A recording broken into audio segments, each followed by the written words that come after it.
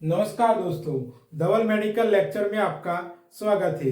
तो अगले लेक्चर में हमने डायबिटीज मेलाइटस का फर्स्ट पार्ट पढ़ा था, जिसमें हमने डायबिटीज मेलाइटस के डिफरेंट टाइप्स क्या होते हैं, उसके कॉजेज क्या होते हैं, उसके साइन एंड सिम्टम क्या होते हैं, वो हमने पढ़ा था। आज हम डायबिटीज मेलाइटस का सेकंड पार्ट पढ़ने वाले हैं, जिसमें डायबिटीज मेलाइटस वाले पेशेंट को कैसे डायग्नोसिस करते हैं, डायबिटीज मेलाइटस वाले पेशेंट का मेडिकल मैनेजमेंट क्या होता है, और डायबिटीज मेलाइटस वाले पेशेंट में कौन कौन से कॉम्प्लिकेशन हो सकते हैं, वो हम पढ़ने वाले हैं। तो आज का लेक्चर हम स्टार्ट करते हैं डायबिटीज मेलाइटस पार्ट 2, जिसमें हम फर्स्ट वन पढ़ने वाले हैं, diagnosis of diabetes mellitus.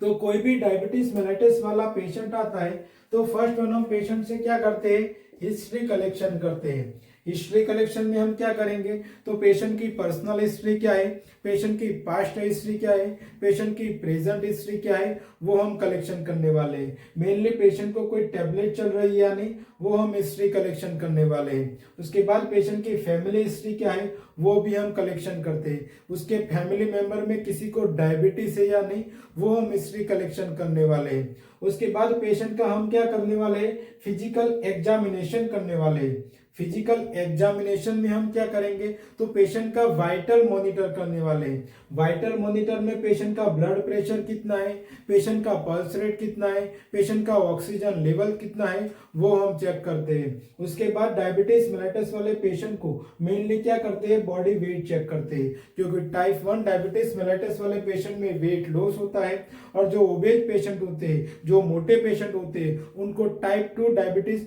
Mellitus होने के चांसेस ज्यादा होते हैं। अब किसी भी पर्सन में डायबिटीज है या नहीं, वो चेक करने के लिए हम क्या करने वाले हैं, ब्लड ग्लूकोज चेक करते हैं। तो ब्लड ग्लूकोज मॉनिटर करके हम पता लगा सकते हैं कि इस पेशेंट में डायबिटीज मेलाइटस है या नहीं। तो ब्लड ग्लूकोज लेवल कैसे मॉनिटर करते हैं, तो ब्लड ग्लूकोज लेवल हम मॉनिटर करते हैं, जिसमें हमारा फर्स्ट वन होता है fasting blood glucose. Fasting blood glucose क्या होता है, तो कोई भी इंसान ने 6 से 8 घंटे से कुछ खाना नहीं खाया है और उसका हम ब्लड ग्लूकोज लेवल चेक करते हैं, जिसको हम क्या बोलते हैं, फास्टिंग ब्लड ग्लूकोज बोलते हैं। फास्टिंग ब्लड ग्लूकोज मेनली कब चेक करते हैं, तो सुबह मॉर्निंग में चेक करते हैं। जब हम उठते हैं और नाश्ते से पहले ब्लड शुगर लेवल चेक करते हैं, जिसको हम फास्टिंग ब्लड ग्लूकोज लेवल बोलते हैं। Fasting blood glucose level normal कितना होता है, तो fasting blood glucose level normal होता है 70 टू 110 मिलीग्राम पर डीएल। ये हमारा normal fasting blood glucose level होना चाहिए। अब किसी पेशेंट, उसके बाद आता है प्री डायबिटीज। प्री डायबिटीज क्या होता है, जब किसी पेशेंट में हम fasting blood glucose level check करते हैं तो उसका ब्लड ग्लूकोज लेवल हमें 110 टू 126 मिलीग्राम पर डीएल के बीच में देखने को मिलता है, जिसको हम क्या बोलने वाले, प्री डायबिटीज बोलने वाले। अब हमने किसी पेशेंट का ब्लड ग्लूकोज चेक किया फास्टिंग, और उसका ब्लड ग्लूकोज हमें मिला 125 मिलीग्राम पर डीएल, तो उसको हम प्री डायबिटीज बोलेंगे, नहीं बोलेंगे।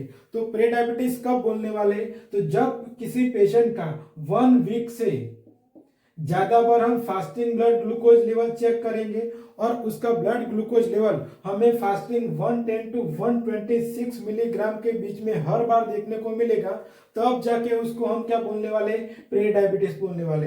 एक दो बार हमें फास्टिंग ब्लड ग्लूकोज ज्यादा मिलेगा तो उसको हम प्री डायबिटीज नहीं बोलेंगे। लॉन्ग टाइम तक ब्लड ग्लूकोज लेवल हमें क्या कितना देखने को मिलना चाहिए,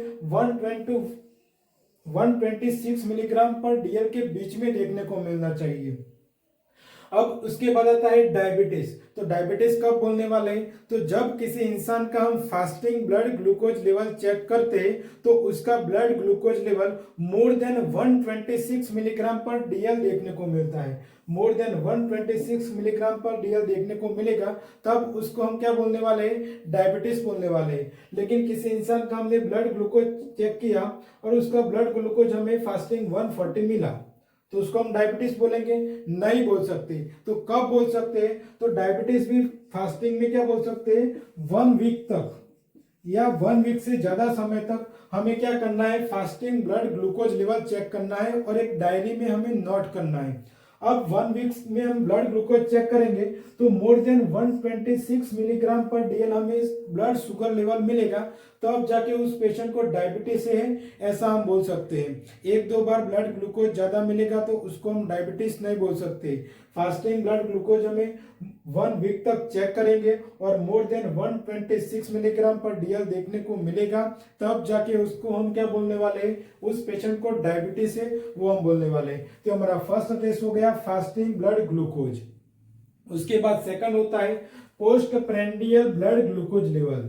post prandial blood glucose level क्या होता है, तो हम खाना खाते हैं तो खाने के 2 घंटे बाद हम किसी पर्सन का ब्लड ग्लूकोज लेवल चेक करते हैं, जिसको हम क्या बोलते हैं, post prandial blood glucose level बोलते हैं। तो normal post prandial blood glucose level कितना होना चाहिए, तो हम normal post prandial blood glucose level less than 140 milligram per DL देखने को मिलना चाहिए। अब किसी इंसान में हमें ब्लड ग्लूकोज लेवल खाने के 2 घंटे बाद चेक करते हैं और उसका ब्लड ग्लूकोज लेवल हमें मिलता है 140 टू 200 के बीच में देखने को मिलता है। एग्जाम्पल से हम सोचे कि उसका ब्लड ग्लूकोज लेवल हमें मिला 172, तो उसको हम प्रे डायबिटीज बोलेंगे? नहीं बोल सकते। तो प्रे डायबिटीज कब बोलेंगे, तो उस इंसान का हमें ब्लड ग्लूकोज लेवल 1 वीक या 1 वीक से ज्यादा समय में हमें post prandial blood glucose level check करना होता है। खाने के 2 घंटे बाद हम 1 वीक तक उसका ब्लड ग्लूकोज लेवल चेक करते हैं और उस 1 वीक में हर बार हमें ब्लड ग्लूकोज लेवल 140 टू 200 के बीच में देखने को मिलेगा, तब जाके उसको हम क्या बोलने वाले हैं, प्रे डायबिटीज बोलने वाले हैं। तो डायबिटीज कब बोलेंगे, तो खाने के 2 घंटे बाद हम ब्लड ग्लूकोज लेवल चेक करते हैं तो more than 200 milligram per DL किसी इंसान का 1 वीक तक मिलता है ब्लड शुगर लेवल, तो उसको हम क्या बोलने वाले हैं, डायबिटीज मेलाइटस बोलने वाले हैं। तो किसी इंसान का हमने ब्लड ग्लूकोज लेवल चेक किया खाने के 2 घंटे बाद और एक डायरी में नोट किया और उसका ब्लड ग्लूकोज लेवल हमें हर बार खाने के 2 घंटे बाद चेक करते हैं तो उसका ब्लड ग्लूकोज लेवल हर बार हमें 200 से ज्यादा मिल रहा है, तो उसको हम क्या बोलने वाले हैं, डायबिटीज मेलाइटस बोलने वाले हैं। तो ये हमारे डायबिटीज मेलाइटस का 2 टाइप हो गया, फास्टिंग ब्लड ग्लूकोज लेवल और post prandial blood glucose level, जिसकी वजह से हम पता लगा सकते हैं कि इस पेशेंट में, इस पर्सन में डायबिटीज मेलाइटस है या नहीं। अब हम सेकंड वन टेस्ट पढ़ने वाले हैं जिसका नाम है सी पेप्टाइड चेन टेस्ट। तो सी पेप्टाइड चेन टेस्ट एक ऐसा टेस्ट होता है जिसकी वजह से हम किसी इंसान में टाइप 1 डायबिटीज है या टाइप 2 डायबिटीज है वो हम पता लगा सकते हैं। तो डायबिटीज मेलाइटस को डायग्नोसिस करने के लिए कंफर्मेटरी टेस्ट कौन सा होता है, तो सी पेप्टाइड चेन टेस्ट होता है, जिसकी वजह से हम पता लगा सकते हैं कि इस पर्सन में डायबिटीज मेलाइटस है। तो ये सी पेप्टाइड क्या होता है, तो जब हमारा पेनक्रियाज होता है, ये हमारा पेनक्रियाज होता है, तो पेनक्रियाज में इंसुलिन बनने से पहले क्या बनता है, प्रो इंसुलिन बनता है। ये प्रो इंसुलिन से क्या बनता है, प्रो इंसुलिन बनता है।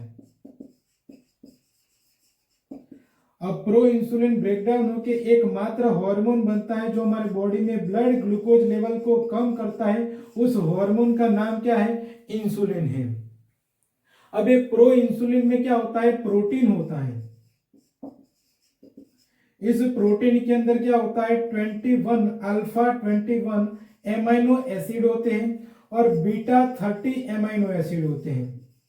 तो ये एमाइनो एसिड, दोनों एमाइनो एसिड को बीच में जोड़ने वाली एक कड़ी होती है, एक चेन होती है, उस चेन को हम क्या बोलते हैं, सी पेप्टाइड बोलते हैं। तो सी पेप्टाइड क्या हो गया, तो सी पेप्टाइड एक चेन होती है, एक कड़ी होती है जो हमारे अल्फा और बीटा के बीच में जोड़ने वाली एक कड़ी होती है, एक चेन होती है, जिसको हम सी पेप्टाइड बोलने वाले हैं। तो जब हमारा प्रो इंसुलिन ब्रेकडाउन होकर जब इंसुलिन बनता है तो ये सी पेप्टाइड अलग हो जाती है और ये एक वेस्ट प्रोडक्ट होता है जो हमारे बॉडी में यूरिन के थ्रू बाहर निकलता है। तो सी पेप्टाइड क्या हो गया, C peptide is a waste product generated during the formation of the insulin. जब इंसुलिन बनेगा तब एक वेस्ट प्रोडक्ट निकलता है, उस वेस्ट प्रोडक्ट को हम क्या बोलने वाले, सी पेप्टाइड बोलने वाले। अब ये कहां से बाहर निकलता है, तो it is excreted out from body in urine, urine से बाहर निकलता है। अब सी पेप्टाइड से हम कैसे पता लगा सकते हैं कि इस पेशेंट में डायबिटीज मेलाइटस है या नहीं। तो पेशेंट का हम क्या करते हैं, 24 आवर यूरिन सैंपल कलेक्शन करते हैं। अब 24 आवर हम यूरिन सैंपल कलेक्शन करेंगे और उसके अंदर सी पेप्टाइड का लेवल चेक करने वाले हैं। नॉर्मल सी पेप्टाइड का लेवल कितना होता है, तो नॉर्मल सी पेप्टाइड का लेवल होता है 30 मिलीग्राम होता है। अब किसी भी पर्सन में हमने सी पेप्टाइड चेन टेस्ट किया और उसका हमें देखने को मिला लेस देन 10 mg देखने को मिला, तो उसको हम क्या बोलने वाले, टाइप 1 डायबिटीज मेलाइटस बोलने वाले।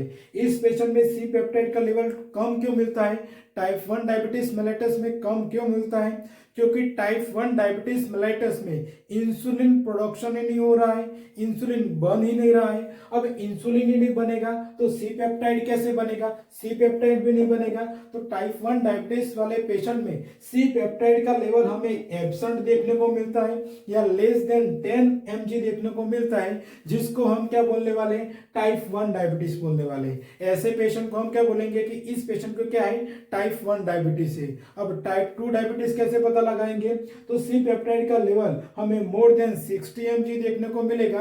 ऐसे पेशेंट को हम क्या बोलने वाले हैं, टाइप 2 डायबिटीज मेलाइटस बोलने वाले।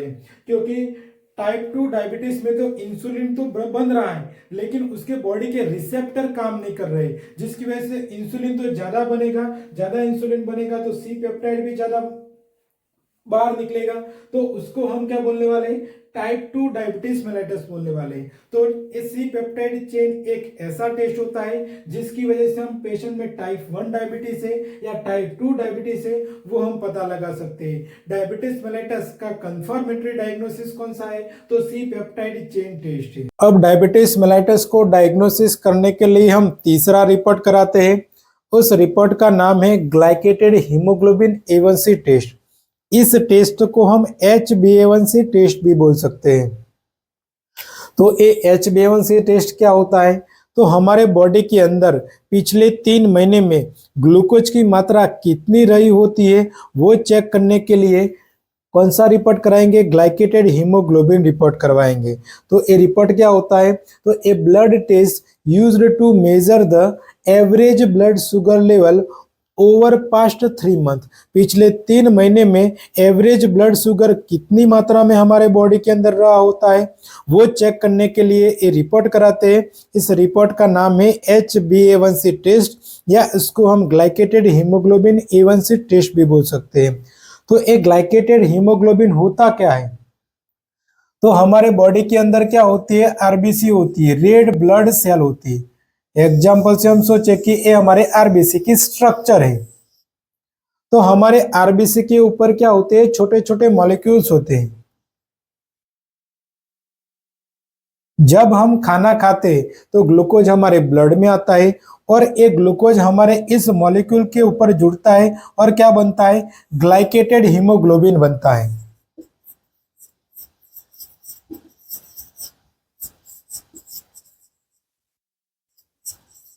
क्या बनता है, ग्लाइकेटेड हीमोग्लोबिन बनता है। तो ग्लाइकेटेड हीमोग्लोबिन हमारे आरबीसी के ऊपर जो मॉलिक्यूल्स होते हैं उसके साथ जो ग्लूकोज जुड़ेगा तो क्या बनेगा, ग्लाइकेटेड हीमोग्लोबिन बनेगा। अब हम किसी पर्सन में HbA1c कराएंगे तो हम ग्लूकोज की मात्रा नहीं देखने वाले, उसमें हम क्या देखने वाले हैं, ग्लाइकेटेड हीमोग्लोबिन देखने वाले हैं। तो ग्लाइकेटेड हीमोग्लोबिन की नॉर्मल मात्रा कितनी होती है, 4 to 6% होती है। हमारे आरबीसी के ऊपर ग्लाइकेटेड हीमोग्लोबिन की मात्रा 4 to 6% देखने को मिलती है, तो उसको हम नॉर्मल बोलने वाले हैं। उस पर्सन में डायबिटीज नहीं है ऐसा हम बोलने वाले हैं। अब किसी भी पर्सन में हम HbA1c रिपोर्ट कराते हैं और उसके ब्लड के अंदर आरबीसी के ऊपर ग्लाइकेटेड हीमोग्लोबिन की मात्रा कितनी देखने को मिलती है, 6 to 8% देखने को मिलती है। 6 to 8% देखने को मिलती है, तब उसको हम क्या बोलेंगे, प्रे डायबिटीज है।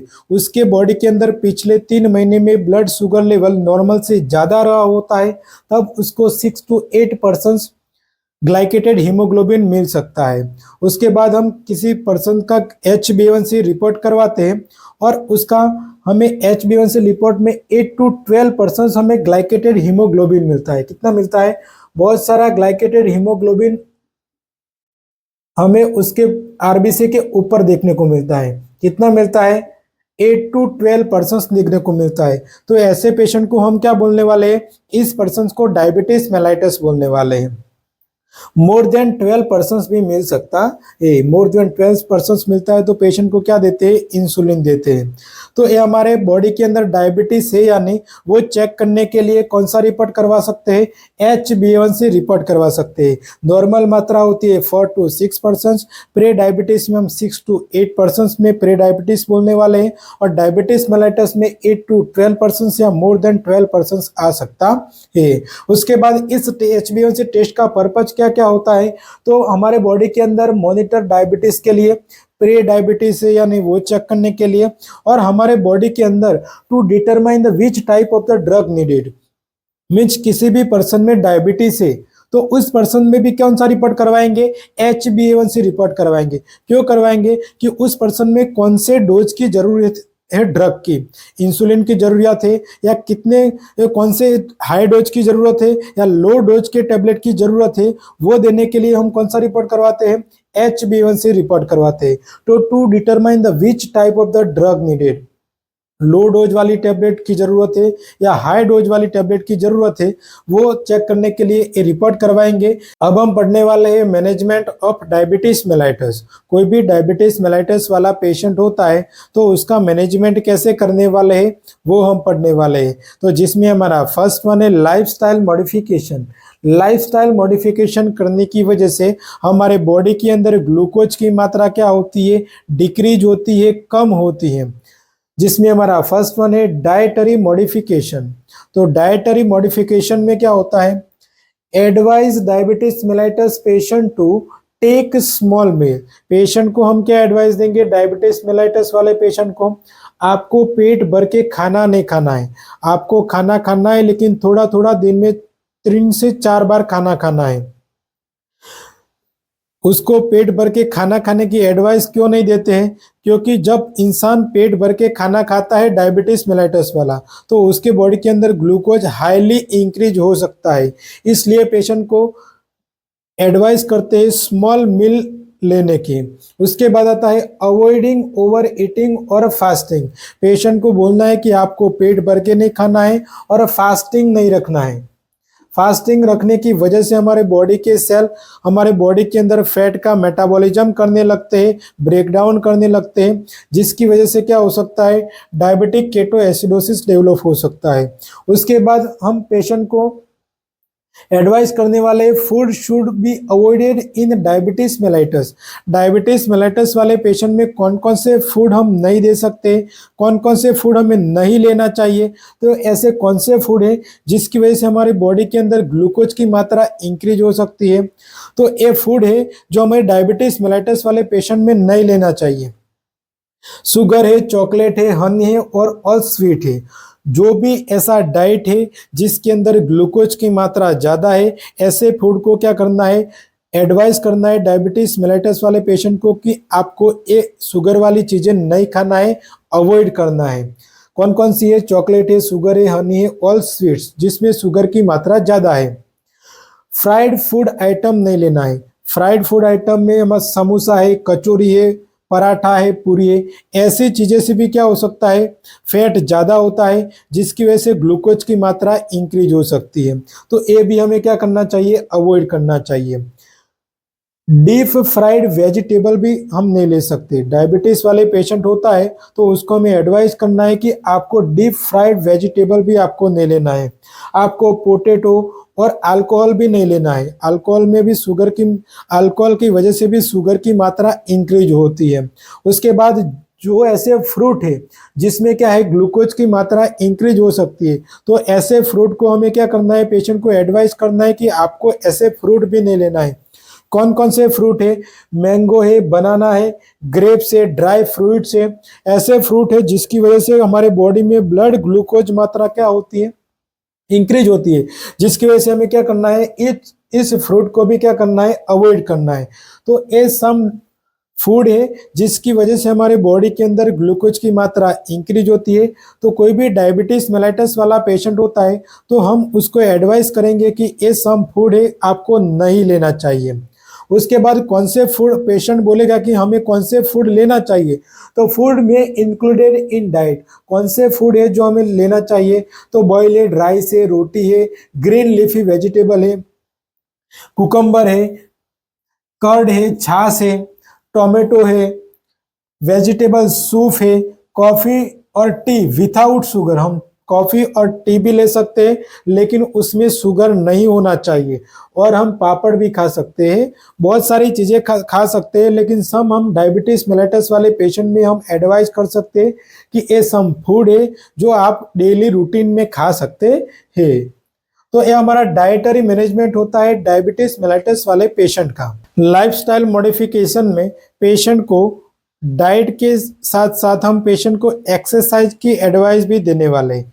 एक्सरसाइज में भी हम पेशेंट को आइसोटोनिक एक्सरसाइज की एडवाइस देने वाले हैं। Isotonic exercise should be advised. Isotonic exercise में हम मॉर्निंग वॉक की एडवाइस दे सकते हैं, स्विमिंग भी एडवाइस दे सकते हैं, बास्केटबॉल खेलने की एडवाइस दे सकते हैं, बैडमिंटन खेलने की एडवाइस दे सकते हैं, टेनिस और योगा करने की हम एडवाइस कर सकते हैं। तो ये सब एक्सरसाइज है जिसकी वजह से हमारे बॉडी में ग्लूकोज की मात्रा क्या होती है, डिक्रीज होती है। एनर्जी यूज होगी और ग्लूकोज की मात्रा क्या होगी, डिक्रीज होगी। हमें एक वीक में 5 डे क्या करना है, ये एक्सरसाइज करना है। और दिन में कितने टाइम करना है, 40 to 45 मिनट तक ये हमें एक्सरसाइज करना है। तो ये एक्सरसाइज है जिसकी वजह से हमारी बॉडी में ग्लूकोज की मात्रा क्या होती है, कम होती है। अब हम पढ़ने वाले हैं medical management of the diabetes mellitus. कोई भी डायबिटीज मेलाइटस वाला पेशेंट होता है तो उसका मेडिकल मैनेजमेंट क्या करने वाले हैं। तो इसमें हमारा फर्स्ट वन है इंसुलिन। हम डायबिटीज मेलाइटस वाले पेशेंट को इंसुलिन क्यों देते हैं और किसमें इंसुलिन देते हैं। तो जो टाइप 1 डायबिटीज वाले पेशेंट होते हैं उसको हम क्या देते हैं, इंसुलिन देते हैं। क्यों उसको इंसुलिन देते हैं, क्योंकि टाइप 1 डायबिटीज वाले पेशेंट में उसके बॉडी के अंदर इंसुलिन बन ही नहीं रहा, उसके बॉडी के अंदर इंसुलिन प्रोडक्शन ही नहीं हो रहा है, जिसकी वजह से हम उसको बाहर से रेडीमेड इंसुलिन देते हैं। ये रेडीमेड इंसुलिन उस पर्सन की बॉडी में ग्लूकोज को लेवल को क्या करता है, डिक्रीज करता है। तो किसमें देते हैं, टाइप 1 डायबिटीज वाले पेशेंट में देते हैं इंसुलिन। डेली रूटीनली उसको इंसुलिन लेना पड़ता है। अब टाइप 2 डायबिटीज वाले पेशेंट को भी हम इंसुलिन दे सकते हैं। कब देते हैं, जब हमारा HbA1c लेवल मोर देन 12 हो, 12 से ज़्यादा HbA1c लेवल मिलता है तब उसको हम इंसुलिन शुरू करते हैं। तो ये डिफरेंट टाइप के इंसुलिन है जो हम डायबिटीज मेलाइटस वाले पेशेंट में देते हैं। तो जिसमें हमारा फर्स्ट वन है rapid acting insulin. Rapid acting insulin का सम एग्जाम्पल है ह्यूमालॉग है, नोवालॉग है, लिस्प्रो है, एपिड्रा है। ये सब हमारे रैपिड एक्टिंग इंसुलिन के एग्जाम्पल है। तो जब हम ये रैपिड एक्टिंग इंसुलिन देते हैं तो हमारी बॉडी के अंदर क्या होता है, 10 से 30 मिनट में ये अपना काम करना शुरू कर देते हैं और 30 से 3 घंटे में ये उसका लेवल पीक पर पहुंच जाता है। तो रैपिड एक्टिंग इंसुलिन पीक पर कब पहुंचता है, तो 30 मिनट टू 3 आवर तक में क्या होता है, एक पीक पर पहुंच जाता है। ये जब पीक पर पहुंचता है तब ये ग्लूकोज की मात्रा जल्दी ही कम होती है, हमारी बॉडी में ग्लूकोज रैपिडली डिक्रीज होता है। उसके बाद ये रैपिड एक्टिंग इंसुलिन हमारे बॉडी के अंदर कितनी देर तक काम करता है, तो 3 से 5 घंटे तक ये रैपिड एक्टिंग इंसुलिन हमारे बॉडी के अंदर काम करता है। हमारे 3 से 5 घंटे तक हमारे बॉडी के अंदर ग्लूकोज का लेवल कम करता है रैपिड एक्टिंग इंसुलिन। उसके बाद दूसरा होता है short acting insulin. Short acting insulin का एग्जाम्पल है रेगुलर इंसुलिन। तो रेगुलर इंसुलिन जब हम देते हैं तो उस पर्सन में 30 मिनट टू 1 घंटे में वो अपना काम शुरू करता है, ग्लूकोज डिक्रीज करना शुरू करता है और उसका लेवल कब पीक तक पहुंचता है, तो 2 से 5 घंटे में उसका लेवल पीक पर पहुंच जाता है। और उस time rapidly blood glucose level को क्या करता है, ये इंसुलिन डिक्रीज करता है। तो पीक पर कब पहुंचेगा, 2 से 5 घंटे में। उस टाइम ये शॉर्ट एक्टिंग इंसुलिन ग्लूकोज को लेवल रैपिडली डिक्रीज करता है। अब ये शॉर्ट एक्टिंग इंसुलिन हमारे बॉडी में कितने घंटे तक काम करता है, तो 12 घंटे तक हमारे बॉडी में ग्लूकोज लेवल को डिक्रीज करता है। उसके बाद आता है third one, intermediate acting insulin. Intermediate acting insulin के सम एग्जांपल है एनपीएच है, लेंटे है, हिमालिन एन है। ये सब इंटरमीडिएट एक्टिंग इंसुलिन है जो हमारे बॉडी में कब जब हम देते हैं ये इंसुलिन, तो हमारे बॉडी के अंदर 1 से 2 घंटे में ब्लड ग्लूकोज लेवल को डिक्रीज करने का शुरुआत करते हैं। और ये पीक तक कब पहुंचते हैं, तो 6 से 12 घंटे में, 6 से 12 आवर में ये क्या होता है, पीक पर पहुंच जाते हैं। तो इस टाइम में blood glucose level rapidly decrease होता है। तो किसी इंसान में हम इंटरमीडिएट एक्टिंग इंसुलिन देते हैं तो 6 से 12 घंटे बाद उसका ब्लड 6 से 12 घंटे में 6 घंटे में उसका blood glucose level rapidly decrease होता है। तो अब ये हमारे बॉडी में कितनी देर तक ग्लूकोज लेवल को डिक्रीज करते हैं, तो 24 घंटे तक हमारे बॉडी में ग्लूकोज लेवल को डिक्रीज करते हैं। और फोर्थ वन होता है long acting insulin. Long acting insulin क्या होता है, जो लॉन्ग टाइम तक हमारे बॉडी के अंदर बॉडी के अंदर ग्लूकोज की मात्रा को कम करता है, जिसको हम लॉन्ग एक्टिंग इंसुलिन बोलने वाले हैं। जिसमें ग्लैरिजिन आता है, लेंटस आता है, डिटेमिर आता है, जो हमारी बॉडी में लॉन्ग टाइम तक ग्लूकोज लेवल को क्या करते हैं, डिक्रीज करते हैं। जिसमें हमारा हम किसी भी पर्सन में हमने ए लॉन्ग एक्टिंग इंसुलिन दिया तो ये 4 घंटे में अपना ग्लूकोज लेवल को कम करने में स्टार्ट करते हैं। और इसका कोई पीक लेवल नहीं होता है, उसका कोई पीक लेवल नहीं होता है। और ये कितने घंटे तक हमारे बॉडी में ग्लूकोज लेवल को का डिक्रीज करते हैं, तो 24 घंटे तक हमारे बॉडी में ग्लूकोज लेवल को डिक्रीज करने वाला सबसे अच्छा इंसुलिन कौन सा होता है, लॉन्ग एक्टिंग होता है, जिसमें ग्लैरिजिन, लेंटस और डिटेमिर आता है। तो ये सम इंसुलिन के डिफरेंट टाइप्स है जो हम टाइप 1 डायबिटीज में और टाइप 2 डायबिटीज में भी दे सकते हैं, जिसमें ब्लड ग्लूकोज लेवल एक ज्यादा मात्रा में है, उसका HbA1c लेवल 12 से ज्यादा है, उसको हम ए इंसुलिन दे सकते हैं। अब हम पढ़ने वाले हैं oral hypoglycaemic agent. Oral hypoglycaemic agent क्या होता है, तो हमारे बॉडी के अंदर ग्लूकोज की मात्रा को कम करने वाली जो दवाई देते हैं, जिसको हम ओरल हाइपोग्लाइसेमिक एजेंट बोलने वाले हैं।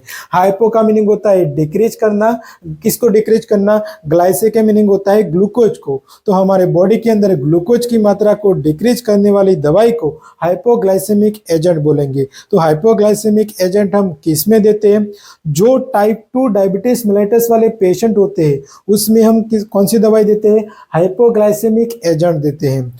टाइप 1 डायबिटीज में तो हम क्या देते हैं, इंसुलिन देते हैं, लेकिन टाइप 2 डायबिटीज वाले पेशेंट में हम हाइपोग्लाइसेमिक ड्रग देते हैं। अब ये हाइपोग्लाइसेमिक ड्रग कैसे काम करती है, तो ये हमारे बॉडी के अंदर क्या करती है, stimulate pancreas to produce more insulin. जब हम हाइपोग्लाइसेमिक एजेंट देंगे पेशेंट को, तो वो ड्रग क्या करेगी, हमारे बॉडी के अंदर पेनक्रियास में बीटा सेल होते हैं उसको स्टिमुलेट ज़्यादा करेगी और इंसुलिन प्रोडक्शन ज़्यादा करवाएगी, जिसकी वजह से हमारी बॉडी में ग्लूकोज की मात्रा डिक्रीज होती है। उसके बाद आता है making tissue more sensitive to insulin. हमारे बॉडी के अंदर जो रिसेप्टर काम नहीं कर रहे, इंसुलिन को एक्सेप्ट नहीं कर रहे, तो हम ऐसी ड्रग देंगे जो इंसुलिन को एक्सेप्ट करेगी, जो इंसुलिन ग्लूकोज को लेकर हमारे सेल तक पहुंच सकती है इस ड्रग की वजह से। तो making tissue more sensitive to insulin. उसके बाद decrease production of glucose by liver. हमारा लीवर क्या करता है, ग्लूकोनियोजेनेसिस से क्या करता है, ग्लूकोज फॉर्मेशन करता है। अब हम ऐसी ड्रग देने वाले हैं जिसकी वजह से हमारा लीवर क्या करेगा, ग्लूकोज की मात्रा हमारे लीवर में बन रही है, हमारे लीवर में जो ग्लूकोज बन रहा है उसको प्रोडक्शन करने की क्षमता को डिक्रीज कर देता है, जिसकी वजह से ग्लूकोनियोजेनेसिस नहीं होगा, ग्लूकोज का नया फॉर्मेशन ज़्यादा नहीं होगा, जिसकी वजह से हमारे बॉडी में ग्लूकोज लेवल नॉर्मल रहता है। तो अब हम सम ड्रग पढ़ने वाले हैं, ये हाइपोग्लाइसेमिक कौन कौन सी ड्रग होती है वो। अब हम पढ़ने वाले हैं oral hypoglycaemic agent. Oral hypoglycaemic some a drug है जिसकी वजह से हम डायबिटीज मेलिटस वाले पेशेंट में देते हैं। तो ये ड्रग हमारे बॉडी के अंदर क्या करती है, ग्लूकोज की मात्रा कम करती है। ये हम कौन से वाले पेशेंट में देते हैं, तो टाइप 2 डायबिटीज वाले पेशेंट में हम देते हैं। टाइप 1 डायबिटीज वाले पेशेंट में तो हम इंसुलिन देते हैं और टाइप 2 डायबिटीज वाले पेशेंट में हम ओरल हाइपोग्लाइसेमिक ड्रग देते हैं। तो सल्फोनीलुरेस है, ग्लिपिजाइड है, ग्लिमिप्राइड है, ये ड्रग है जो क्या करती है, हमारे बॉडी के अंदर इंसुलिन का प्रोडक्शन को इंक्रीज करती है और ग्लूकोज की मात्रा क्या होती है, डिक्रीज होती है।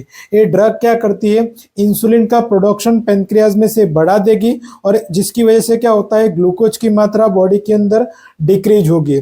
उसके बाद दूसरी ड्रग है ये टोलब्यूटामाइड है, क्लोरप्रोपामाइड है, टोलेजामाइड है। ये ड्रग क्या करती है, हमारे लिवर के अंदर जो ग्लूकोज का फॉर्मेशन हो रहा है, इस ग्लूकोज के फॉर्मेशन को इनहिबिट कर देती है, जिसकी वजह से क्या होता है, हमारे ब्लड के अंदर ग्लूकोज की मात्रा कम होती है, डिक्रीज होती है।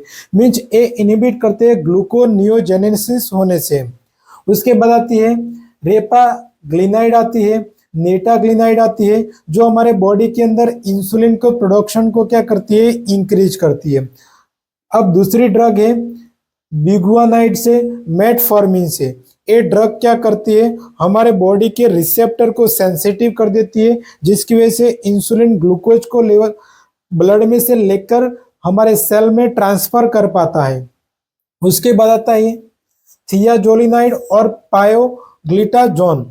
ये भी ड्रग होती है जो हमारे बॉडी के अंदर ग्लूकोज की मात्रा को क्या करती है, डिक्रीज करती है। अब हम complication of the diabetes mellitus पढ़ने वाले हैं। डायबिटीज मेलाइटस होने की वजह से हमारे बॉडी के अंदर ग्रुप ऑफ डिसऑर्डर हो सकता है। ये सम कॉम्प्लिकेशन है, वो हम पढ़ेंगे। तो डायबिटिक मेलाइटस की वजह से माइक्रो और मैक्रोवास्कुलर डिजीज हो सकता है। हमारे बॉडी के अंदर ब्लड वेसल्स डैमेज हो सकती है डायबिटीज मेलाइटस होने की वजह से। उसके बाद डायबिटिक केटो एसिडोसिस डेवलप हो सकता है। डायबिटिक होने की वजह से हमारे बॉडी के अंदर केटोन बॉडी फॉर्मेशन होता है।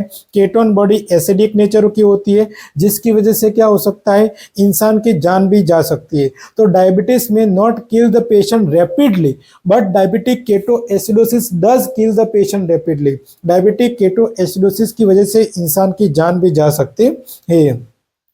डायबिटिक केटो एसिडोसिस का हमने लेक्चर बनाया है, वो लिंक डिस्क्रिप्शन में है, आप जाके डायबिटिक केटो एसिडोसिस देख सकते हैं। उसके बाद आता है डायबिटिक रेटाइनोपैथी। डायबिटिक मेलाइटस होने की वजह से हमारी आई डैमेज हो सकती है, उस जिसको हम क्या बोलते हैं, डायबिटिक रेटाइनोपैथी बोलने वाले हैं। उसके बाद आता है डायबिटिक नेफ्रोपैथी।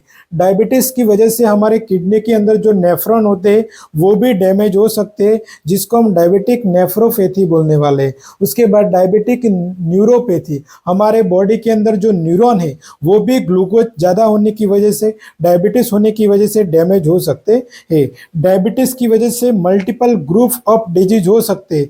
ये सम कॉम्प्लिकेशन है, वो हमने देखा। अब एक कॉम्प्लिकेशन हम अलग अलग लेक्चर बना के पढ़ने वाले हैं। इधर हमारा डायबिटीज मेलाइटस का लेक्चर फिनिश होता है।